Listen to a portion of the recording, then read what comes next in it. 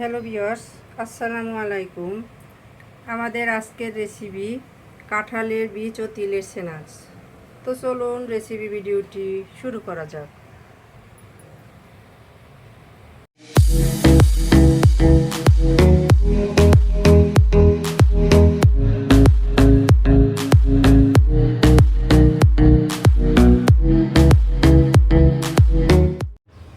শুরুতেই এটা তৈরি করার জন্য কিচেনে এসে আমি একটা রুটির প্যান চুলায় বসিয়ে দিয়েছি। এর ভিতর দিয়ে দিচ্ছি কিছু কাঁঠাল বীজ। আমি এখন এগুলোকে হালকা ফ্রাই করে নিব, এজন্য এটাকে ঢাকনা দিয়ে দিচ্ছি। এতে করে খুব তাড়াতাড়ি এর ভিতর থেকে সিদ্ধ হবে। তো আমি এটাকে কিছুক্ষণ পর একটু নেড়ে ফ্রাই করে তুলে নিব। ফিরে এলাম কিছুক্ষণ পরে, ঢাকনাটা তুলে নিচ্ছি। এরই মাঝে আমি কয়েকবার ঢাকনা তুলে নেড়ে নিয়েছি। দেখতেই পাচ্ছেন এটা হালকা ফ্রাই করে নেওয়া হয়ে গেছে। এর উপর থেকে যে কালো কালো দাগ হয়েছে, এখন আমি এটাকে তুলে নিয়ে ঠান্ডা করে এর উপরে সাদা খোসাটা ফেলে দিব।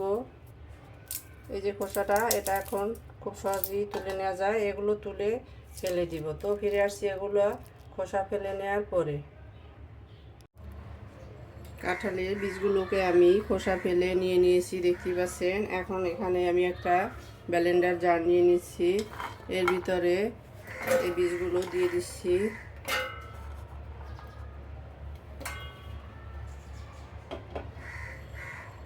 দিয়ে দিচ্ছি হাফ কাপ লিকুইড দুধ।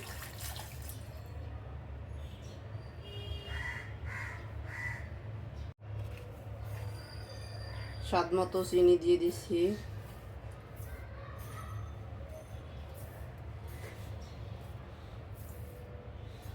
এখানে আমি প্রায় হাফ কাপের মতো চিনি দিয়ে দিলাম।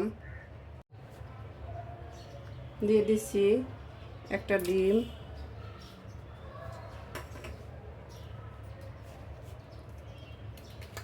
এক টিস্পুনের মতো ভ্যানিলা এসেন্স দিয়ে দিচ্ছি।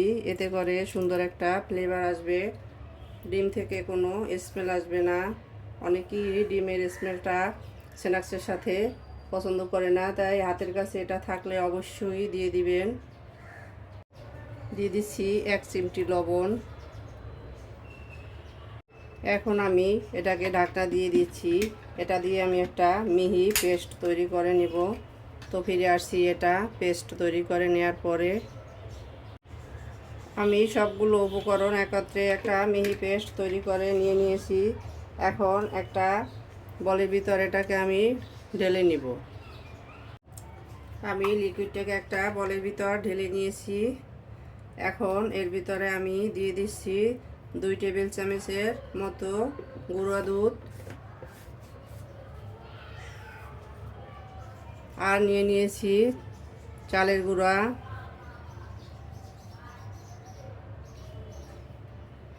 আমি এখন হাতের সাহায্যে এটা মেখে একটা সফট ডো তৈরি করে নিব।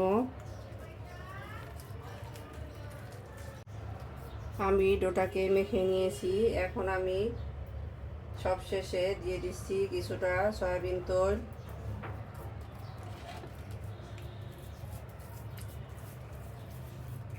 আমার ডোটা এখন অনেকটা নরম। আমি এখানে শুকনো আতপ চালের গুঁড়ো নিয়ে নিয়েছি। এটাকে আমি এখন রেস্টে রেখে দিব।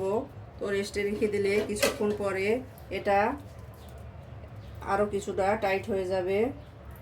তো আমি এখন এটাকে 10 মিনিটের জন্য রেস্টে রেখে দিচ্ছি। তো ফিরে আসছি 10 মিনিট পরে। ফিরে এলাম 10 মিনিট পরে, ঢাকনাটা তুলে নিলাম। তো দেখতেই পাচ্ছেন আমাদের ডোটা আরও অনেকটা টাইট হয়ে আছে।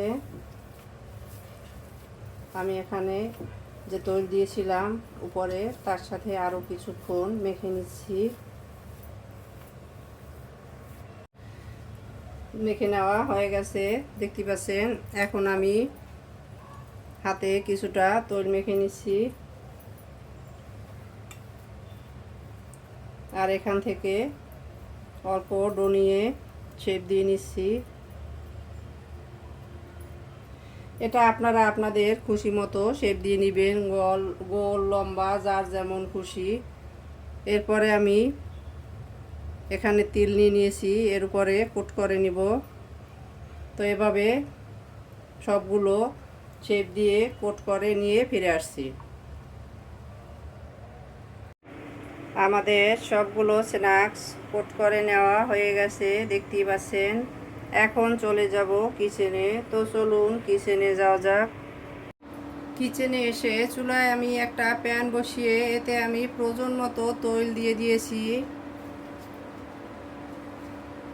তৈলটা মোটামুটি গরম হয়ে আসছে, খুব বেশি গরম করা যাবে না, মিডিয়াম টু লো আছে আমি তৈলটাকে গরম করে নিয়েছি। এখন এক এক করে এক ব্যাচ স্ন্যাক্স আমি দিয়ে দিচ্ছি।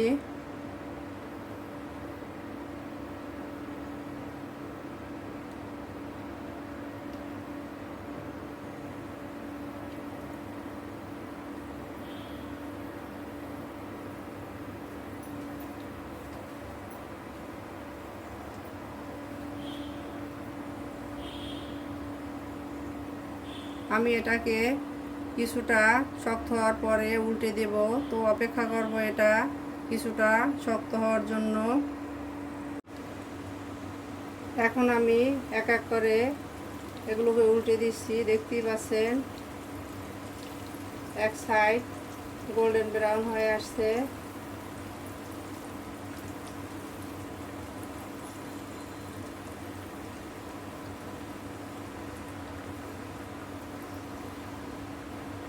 একইভাবে অন্য সাইডটাও ফ্রাই করে ফিরে আসছি। আমাদের এক ব্যাচ স্ন্যাক্স ফ্রাই করা হয়ে গেছে, দেখতেই পাচ্ছেন। এখন আমি এগুলোকে তুলে নিচ্ছি।